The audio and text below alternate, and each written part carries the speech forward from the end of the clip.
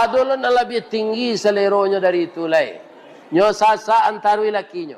Akhirnya lakinyo korupsi. Iya kan? Jadi ibu-ibu sesuaikan singguluang jawaban. Jangan tinggi singguluang dari baban. Jangan gadang pasak dari tiang. Agar suami kita tidak panik. Iya kan? Kau tiuk pulang di mana? Dah. Orang beli oto baru dah. InsyaAllah dia ambo besok mencari bini baru je. Dah oto baru je beli na. Bini baru. Ukur.